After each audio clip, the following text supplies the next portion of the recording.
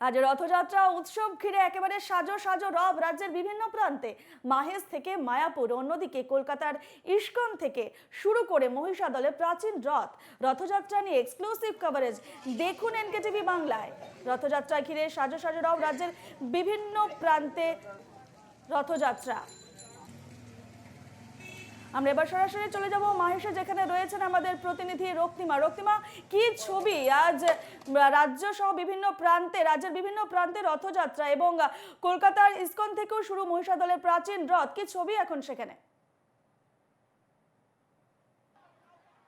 আমি এই মুহূর্তে রয়েছি মাহেশের মন্দিরে এবং তোমাকে এখানে দেখাবো। এখানে এই মুহূর্তে তুমি দেখতে পারবে যে বিগ্রহ, জগন্নাথ বলরামের যে বিগ্রহ, সেই বিগ্রহ কিন্তু এনে রাখা হয়েছে, এবং এখানে দেখো তুমি দেখতে পারবে যে এখানে সমস্ত যারা বিভিন্ন জায়গা থেকে যারা এসেছেন, তারা কিন্তু এখানে তুমি দেখতে পাচ্ছ পুজো দিচ্ছেন। দূর দূরান্ত থেকে মানুষজন এসেছেন এবং আজকে বিকেল বেলা যে রথ টানা হবে, সেখানে যে বিগ্রহ এনে রাখা হয়েছে, এই বিগ্রহ কিন্তু বিকেল বেলা রথের উপর বসানো হবে এবং তার আগেই বিভিন্ন দূর দূরান্ত থেকে যারা পুজো দিতে এসেছেন তুমি দেখতে পাচ্ছ, তারা ইতিমধ্যে কিন্তু ভিড় করেছেন সামনে। এবং প্রত্যেক বছর আমরা যেটা দেখতে পাই, এবছরে কিন্তু সেই একই চিত্র। দেখো, তোমাকে জানিয়ে রাখি, এবছর মাহেশের এই রথযাত্রা 628 বছরে পদার্পণ করলো। সেই দিক থেকে দেখতে গেলে কিন্তু এই যে মাহেশের রথযাত্রা, পুরীর পর কিন্তু একেবারে দ্বিতীয় শ্রেষ্ঠ উৎসব হচ্ছে মাহেশের রথযাত্রা। কারণ যেমন দীর্ঘদিনের পুরনো, তেমন এই একই সঙ্গে কিন্তু ঐতিহ্য, প্রাচীনত্বর মেলবন্ধন নিয়েই কিন্তু মাহেশের রথযাত্রা পালন হয়ে থাকে, দেশের মধ্যে দ্বিতীয় বৃহত্তম।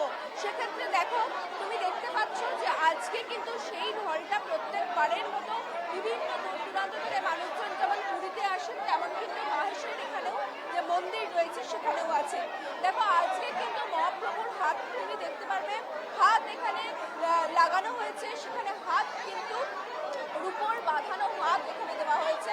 একই সঙ্গে তুমি দেখতে পাচ্ছ যে এইখানে যে জগন্নাথ দেবের যে মূর্তি রয়েছে, সেখানে কিন্তু স্বর্ণালঙ্কার দিয়েও সাজানো হয়েছে এবং ফুল দিয়েও সাজানো হচ্ছে। এই মুহূর্তে একেবারে মন্দিরের যে বারান্দা, সেই জায়গায় নিয়ে আসা হয়েছে বিগ্রহ, এবং যে ভক্তরা আসছেন, দূর দূরান্ত থেকে আসছেন, তারা কিন্তু এখানে এসে সরাসরি জগন্নাথের দর্শন করতে পারছেন এবং একই সঙ্গে এখানে কিন্তু পুজো দিচ্ছেন তারা একেবারে সামনাসামনি এসে।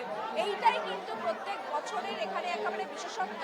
এবছরও যেটা দেখা গেল, এখন কিন্তু জগন্নাথ দেব এই বাইরেই রাখা থাকবে, অর্থাৎ মন্দিরের যে বারান্দা সেখানেই রাখা থাকবে, সেখানেই ভক্তরা আসবেন, সেখানেই পুজো দেবেন এবং তারপর সেখান থেকে বিকেলবেলা এই বিগ্রহ সরাসরি নিয়ে তোলা হবে রথে, সেইখান থেকে তারপরে রথযাত্রা কিন্তু শুরু হবে। রূপা, একেবারে রক্তিমা, আমরা দেখছি প্রচুর ভক্তের সমাগম ঘটেছে মাহেশে। এই মুহূর্তে সেখানে নিরাপত্তা ব্যবস্থা কেমন?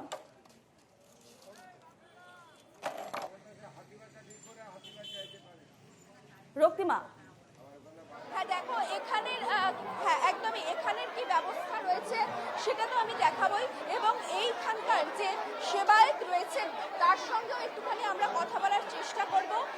তুমি দেখতে পাচ্ছ যে তিনি কিন্তু অত্যাধিক ব্যস্ত রয়েছেন, সেখান থেকে একটু তার সঙ্গে কথা বলার অবশ্যই আমরা চেষ্টা করব। প্রচন্ড কাজের মধ্যে তিনি ব্যস্ত। আজকে বিকেল বেলা তো নিয়ে যাওয়া হবে, এখানে কতক্ষণ বিগ্রহ? আমাদের ভোরবেলা 5টার সময় মঙ্গলারতি হয়েছে, অগণিত ভক্তদের ঢল নামছে মাইসে। যত সময় এগোচ্ছে এই ঢল দ্বিগুণ হচ্ছে অন্যান্য বছরের তুলনায়। আমরা এবছর আশা করছি রেকর্ড সংখ্যক ভিড় হবে মাইসে। যতদিন যাচ্ছে মাইসের ভিড় বেড়ে যাচ্ছে, কারণ এই মাইসের রথযাত্রা হচ্ছে আমাদের পশ্চিমবঙ্গের প্রাচীনতম এবং ঐতিহ্যবাহী সর্ববৃহৎ রথযাত্রা, ভারতবর্ষের দ্বিতীয় বৃহত্তম রথযাত্রা। আমাদের 8টার সময় প্রভু ভোগকে উনি বাইরের চাতালে বেরিয়েছেন, অগণিত ভক্তদের তিনি দর্শন দিচ্ছেন। এবং আমাদের 2টোর সময় দামোদর হবে। দামোদর হচ্ছে আমাদের সূচনা। প্রথমে উঠবে আমাদের নারায়ণশিলা, তারপরে উঠবে মা সুভদ্রা, তারপরে উঠবে বলভদ্রদেব এবং তারপরে উঠবে জগতের নাথ জগন্নাথ পরম পিতা। আমরা পৌণ্ডি যাত্রা করে নিয়ে যাব রথে, ওখানে স্বর্ণলঙ্কারে ভূষিত করব, পুষ্পমাল্যে ভূষিত করব, মাথায় সোনার মুকুট পরিয়ে দেবো, কান পাশা পরিয়ে দেবো, হাত পরিয়ে দেবো। ওখানে আরতি হবে, তারপরে একে একে সকল ভক্তমায়েরা। ভোগে কি থাকছে? আমাদের কথিত আছে খিচুড়ি, অন্ন, পায়েস, এই তিন নিয়ে মায়েস। আমাদের এই তিনটে দিতেই হবে। আজকে ধোঁকা, পোলাও, আমাদের চচ্চড়ি, সব কিছু আমাদের মধ্যে, আলুর দম, আমাদের সমস্ত রকম খিচুড়ি, আলুর দম, শাকের তরকারি, পোলাও, ধোঁকা, পায়েস, সব কিছু আমাদের মধ্যে আছে। বুঝতে পারছো সমস্ত কিছু দিয়ে অন্ন থেকে শুরু করে সাধারণ মানুষের যা জীবনযাপনে যা কিছু খাবার সে সমস্ত কিছু দিয়ে কিন্তু আজকে জগন্নাথ দেবের এই পুজো হবে। আমরা সকাল থেকে যেটা দেখতে পাচ্ছি এবং দেখো মন্দির সূত্রে এটা জানা যাচ্ছে প্রায় 56 রকমের ভোগের আয়োজন করা হয়েছে। সেই 56 রকমের ভোগ দিয়েই কিন্তু জগন্নাথের আজকের পুজো হবে। এবং আমরা কথা বললাম কিছুক্ষণ আগেই মন্দিরের যে প্রধান সেবায়েত, তার সঙ্গে তিনি যেমনটা জানালেন যে ইতিমধ্যে জগন্নাথ দেবকে বাইরে নিয়ে আসা হয়েছে যে বিগ্রহকে, এবং তারপর 2টোর সময় প্রোগ্রাম রয়েছে এবং তারপর বিকেল 4টের সময় কিন্তু তিনি রথে চড়ে মাসির বাড়ির উদ্দেশ্যে একেবারে রূপা। একেবারে রক্তিমা, তুমি আমাদের সঙ্গেই থাকো। এই মুহূর্তে আমরা চলে যাব মহিষাদলে। মহিষাদলে রয়েছেন আমাদের প্রতিনিধি সঞ্জীব দুবে। সঞ্জীব, রথযাত্রার ছবি আমরা বিভিন্ন প্রান্তের আমরা ছবি তুলে ধরছি এই মুহূর্তে, এবং তুমি রয়েছো মহিষাদলে, সেখানে এখনকার কি ছবি? দেখো রূপা, তোমাকে যে প্রথম ছবিটা দেখানোর চেষ্টা করবো, মহিষাদল রাজবাড়ির যে 250 বছরের পুরনো রথযাত্রা, সেই রথযাত্রা কিন্তু জগন্নাথ, বলরাম, সুভদ্রা এরা যান না। মূলত কিন্তু তার এই রাজ পরিবারের যে কুলদেবতা মদন গোপালজিউ, তিনি এই রথে চলে যান। এখন কিন্তু সকাল থেকে মদন গোপালজির মন্দিরে আমরা আছি, মদন গোপালজির পুজো চলছে। সকাল থেকে প্রচুর দর্শনার্থীর এখানে ভিড়। আজকের পুণ্যের দিনে, এই দিনে কিন্তু তারা পুজো দিয়ে পুণ্য অর্জন করার চেষ্টা করছেন এবং সব থেকেই গোপালের পুজো চলছে। ভোগ নিবেদনের পরে, রাজবেশ পড়ানোর পরে কিন্তু গোপাল এখান থেকে বেরিয়ে যাবে রথের উদ্দেশ্যে, এবং সেখান থেকে রথে চড়ে প্রায় 1.5 কিলোমিটার দূরে গুন্ডিজা বাটি আছে, সেখানে যে তিনি তার মাসির বাড়িতে পৌঁছবেন। এবং তোমাকে বলতে পারি যে এই মাসির বাড়িতে তিনি 8 দিন থাকবেন এবং বিভিন্ন ভোগ প্রসাদ ওখানে নিবেদন হবে। আমরা সকাল থেকে দেখানোর চেষ্টা করবো যে অজস্র ভক্তের ভিড় কিন্তু মদন গোপালজির মন্দিরে এসছে এবং সেখানে কিন্তু তারা পুজো অর্চনা দেওয়ার চেষ্টা করছে। আমরা এই রাজ পরিবারের কনিষ্ঠতম সদস্য পেয়েছি, তিনি মন্দিরে আছেন, খাওয়ার চেষ্টা করব। বলছি যে আপনি মন্দিরে আছেন, মোটামুটি আমরা দেখি যে জগন্নাথ, বলরাম, সুভদ্রা দেবীর রথ হয়, এখানে একটু উল্টো কেন? দেখুন, এটা তো আমাদের বরাবর প্রথা চলে আসছে যে আমাদের রথে সুভদ্রা এবং বলরাম অধিষ্ঠান করেন না, করেন মদন গোপালজি এবং জগন্নাথ দেব। পূর্বপুরুষদের প্রথা আমরা আর ওটাকে ভাঙার চেষ্টা করি না। যেরকম পূর্বপুরুষের থেকে 248 বছর ধরে হয়ে আসছে, সেরকমই আমরা রথযাত্রা আজ পর্যন্ত আমরা সেভাবেই করে আসছি। ওনার পাঁজি দেখে সময় ঠিক করা হয়েছে, উনি 9:30 থেকে 10টার মধ্যে উনি রওনা হবেন রথের জন্য, পালকিতে করে রথে অব্দি যাবেন এবং রথে করে মাসির বাড়ি। রথ যেরকম টানা হয় 3টের সময়, আমাদের যে বাড়ি থেকে পালকি যায় 3:30-এর মধ্যে। হ্যাঁ হ্যাঁ হ্যাঁ, এই মুহূর্তে রাজবাড়ির বর্তমান প্রজন্মে সব থেকে সিনিয়র হচ্ছেন শঙ্কর প্রসাদ গর্গ এবং হরপ্রসাদ গর্গ। বয়সের কারণে বা এই কারণে আমার এখন ছোট দাদু যায় রথে, তো সেরকমই এবার প্রত্যেক বছরের মতন আমার ছোট দাদু যাবেন, গিয়ে রথে দড়ি স্পর্শ করে রথযাত্রা সূচনা করবেন। একদম রূপা, তুমি শুনলে যে যেহেতু রাজবাড়ি একটা প্রথা আছে, রাজ পরিবারের কোনো সদস্য রথের কাছে এসে পৌঁছবেন এবং সেখানে কিন্তু তিনি রথের রশিতে টান দেবেন, তবেই কিন্তু রথ শুরু হবে। এবং আমরা বলতে পারি যে আমরা সকাল থেকে যেটা দেখানোর চেষ্টা করছিলাম, মদন গোপালজির মন্দিরে পুজো হচ্ছে, এখান থেকে মদন গোপালজির মন্দির থেকে মদন গোপালজি বেরিয়ে যাবেন রথের উদ্দেশ্যে। রূপা, একেবারে সঞ্জীব, ওখানে প্রচুর ভক্তের সমাগম ঘটেছে, তাদের প্রতিক্রিয়া যদি জানা যায় সঞ্জীব।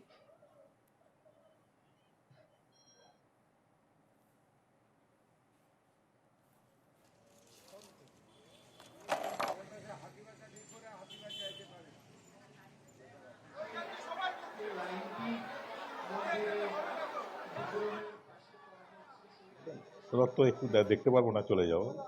হ্যাঁ, হ্যাঁ, ফিরে যেতে হবে, কাজ আছে।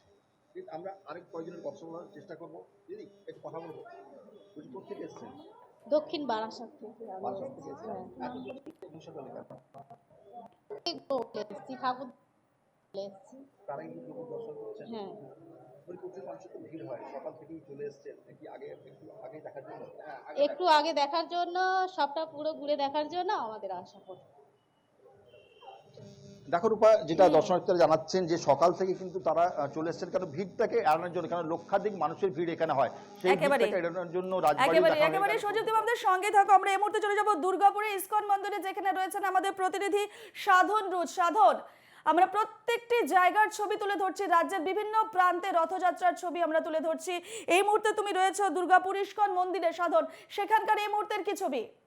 সাধন, সাধন, তুমি দুর্গাপুর ইস্কন মন্দিরের বর্তমান ছবিটা যদি তুলে ধরো। দেখো, তোমাকে জানিয়ে রাখি, দুর্গাপুরের যে ইস্কন মন্দির, সেই ইস্কন মন্দিরে কিন্তু সাজো সাজো রথ, যে রথযাত্রা যে আজকে, সেই সাজো সাজো রথ মধ্যে কিন্তু ভক্তরা তারা বসে রয়েছে। যেরকম জগন্নাথকে 12 জন যে পান্ডা এসছেন থেকে, তাদেরকে ইতিমধ্যেই কিন্তু রথে নিয়ে যাওয়া হবে। সকাল থেকে কিন্তু আরতি করা হচ্ছে এবং সকাল থেকে যেটা জানানো হচ্ছে যে আরতি করার পরে যে সমস্ত কাজ তারা কিন্তু শুরু করে দিয়েছে। সকাল থেকে দেখাচ্ছি যে এই ইতিমধ্যেই কিন্তু যে সমস্ত ভক্তরা তারা কিন্তু ইতিমধ্যেই ভিতরে দাঁড়িয়ে ভিড় জমিয়েছেন। সেরকম একজন ভক্তকে পেয়ে গেছি, কথা বলে নেবো তার সঙ্গে। কি কি কি করবেন আজকে সারাদিন? তো আজকে খুবই আনন্দের দিন, আজকে জগন্নাথ দেবের রথযাত্রা। তো আমার সেবা আছে, আজকে আমি নিত্য সেবা করবো। যখন পণ্ডি বিজয় হবে তখনও করবো, বাইরে গিয়ে জগন্নাথ দেব যখন বিরাজমান হবেন তখনও করবো। তো আমি মনে করি এটা আমাদের অনেক জন্মের সৌভাগ্য যে জগন্নাথ মহাপ্রভু, যে কি অনন্ত কোটি বিশ্ব ব্রহ্মাণ্ডের মালিক, তার সামনে তিনি আমাদেরকে নিত্য সেবা করবার সুযোগ দিচ্ছেন। জয় জগন্নাথ। একদমই, তুমি দেখতে পাচ্ছ সকাল থেকে কিন্তু যেরকমভাবে উপচে পড়েছে এই ইস্কন মন্দিরে, সেই রকমই কিন্তু বেলা বেশ। বাড়ার সঙ্গে সঙ্গে বেলা 2টো নাগাদ জগন্নাথকে সবাই রথের দড়ি টেনে পড়ে কিন্তু আমরা নিয়ে যাওয়া হবে। প্রত্যেক মুহূর্তের খবর তুলে ধরবো এবং প্রত্যেকটি জায়গার রথযাত্রার ছবি তুলে ধরবো। এই মুহূর্তে আমাদের সঙ্গে 3জন প্রতিনিধি ছিলেন। মাহেশ থেকে ছিলেন রক্তিমা, মহিষাদল থেকে ছিলেন আমাদের প্রতিনিধি সঞ্জীব দুবে এবং দুর্গাপুর ইস্কন মন্দির থেকে ছিলেন আমাদের প্রতিনিধি সাধন রুশ। তোমাদের 3জনকে আপাতত ধন্যবাদ জানাচ্ছি।